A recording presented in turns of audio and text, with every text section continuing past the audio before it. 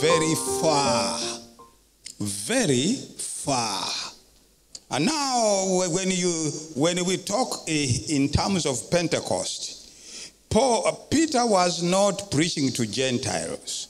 Actually, there was a lot of argument whether the zero-year church should even waste time to preach to the Gentiles. Or it is not only the Jews who are the privileged few in this issue. And the man who's going to change all of this is that man of Tarsus, who is going to be given a special task that you are an apostle to the Gentiles. Because Gentiles had become a problem. Several questions were being raised. You see, okay, if for sure, as we Jews who have accepted Jesus, there's a few who did, because Peter preached to the Jews of the diaspora, and many of them were converted, including Stephen. Stephen was a Jew of a diaspora who had come for a festival in Jerusalem. And he was converted by the preaching of Peter. There was no Gentiles there as such. Those who appeared as the Gentiles were already Jews in naturalization. God-fearers, like some of those blacks who are carrying the cross, they were already, the Ethiopic was asking, why can't I be baptized? The Ethiopian was not asking to be baptized into Christianity, baptism. He was in a transition to become a Jew. You see, there were so many steps to become a Jew. Yes, circumcision, what have you, and then baptism. And so he had one more leg to go. It is baptism. And to complete, to become a Jew. And so the biggest argument at that time was, if we were to include the Gentiles, then the Gentiles must follow the procedure of, first of all, becoming Jews first, and then Christians. So that was the biggest argument between Paul and the other apostles. Paul insisted you don't need to become a Jew in order to become a Christian. It is actually a Jew who needs to become a Christian quickly. And so there was tension all over. Wherever on this planet of ours, nothing can happen without controversies. Controversies are part and parcel of our existence. Immediately at that very time when Jesus was going back, bidding them farewell, you see, leaving, they asked him a question. Now you are going. Are you going to give the kingdom back to Israel? You read the book of Acts chapter 1. It will show you that. That means the whole work of Jesus, you see, what he did.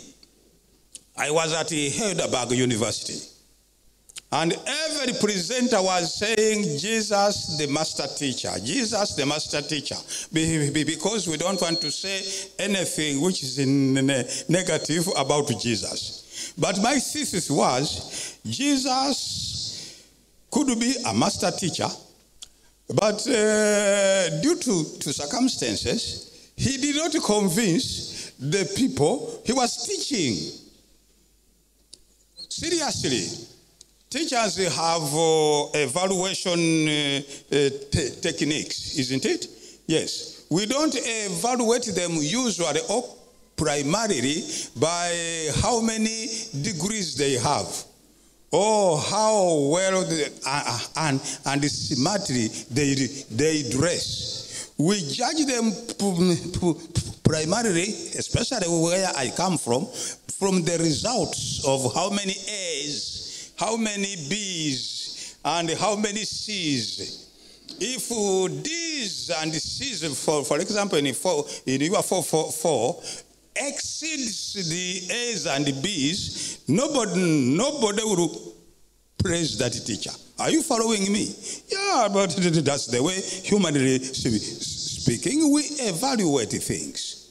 You see, by results. And so the argument was, could you employ Jesus as you are in your school as a teacher after even 3.5 years of talking to those fishermen? You see, the fishermen, they were not brilliant scholars that they are asking questions. That's why you see that they hardly asked anything. You see, they were fishermen, and the others were jitterbuggers, you know. This John and James, they were just jitterbugging, you know, street fighters and so on and so forth. Nathaniel was perhaps a charcoal burner because he was cutting trees of some type, you see. And then, so Jesus was not facing a very brilliant group that who will take him to task. Hope it was the opposite. I wish he faced a very brilliant group, but that was not his choice. And so we have these fishermen only fired by one element. When shall he declare himself a king so that we can eat? Period. It is after 30 years, Gospels are going to be written 35 years after Jesus' ascension. There was no typist who is writing whatever you are reading in those Gospels. I'm teaching you. You see? They were passed on orally for almost, actually epistles were written fast before even the Gospels. Fine. And so the argument came now around here. The Jews were looking for their kingdom. Even after the resurrection, our man is invincible. No, nothing can now touch him. Rome tried, and the power of the grave could not keep him there. Sure enough, he is the right Messiah. Now they speak. But the definition of the phrase had not changed yet. It is going to be that indomitable Jew of diaspora who is going to write the entire theology of the cross. And then the disciples, even including Peter and others, they will start to copy him and understand what Jesus was here for. It is not easy. Don't think that things were automatic. Things don't become that automatic when they are so crucial and they are groundbreaking. It was a situation which is very hard. And so the early church under James, the brother of Jesus, was debating, should we allow Gentiles to become church members? No. Jesus was sent to the lost sheep of Israel. You see, they were quoting that statement. Until the coming of Paul of Tarsus. And God entrusted him a special task of the Gentiles. God came at the time he came because he had already become, to a certain extent, a universal God. There was no Jesus would have come to die when he's still a homestead God. Whom was he going to die for? In Abraham's homestead. You read the book, it will show you everything. In Abraham's homestead, what was it and he comes to die for sinners. Then he moves by exodus from a homestead God to a national God now. And he will stay on Zion for a very long time. You see, until he will break loose. You see, at a very highly costed, price of emotions, disappointments, and questions like Habakkuk asking his justice. You see? And then in Babylonia, God attained a full universal God. He graduated. You see, Homestead, national God. That's why when he was a national God, he said, I'm the God of Israel, isn't it? Yes, but from that time, if you read Deuteronomy Isaiah, he will tell you that the whole world look unto me, there's no any other God except me. Turn unto me all the ends of the earth, and you will be saved. So we have now a universal God talking. Similarly, the time of redemption had come. It is a step to take. God did not just say, now let me go and die. It took a brilliant man whose brain appears once in 100 years, Apostle Paul, when he said, at the fullness of time. Yes, at his own fullness of time. After going through all the steps, now for those who have been able to get the book, before you struggle with the chapter 1, which says the history of Yahwism, please go to the chapter which will guide your heads very quickly. It is written, God marches to universalism. You see, it will show you. You see, vortex. God marches to universalism. Before those steps to universalism could take place, there was no way he could have come and died. God is not controlled by time and space. It is you who see, 2,000 years, it is too long. But that's not God's reckoning. He is not controlled by time and space. He does not know limitation in time. Because our heads, which are controlled by limitation, we cannot understand what eternity is all about. So does it mean when I live forever and ever and I decided to marry at 2 billion years, I will be in a hurry? You see that? Yes. Somebody will say, why are you in a hurry? 2 billion years here. You are here forever and what? And forever. Now look at this. When the fullness of time came, immediately God came. He is already a universal God.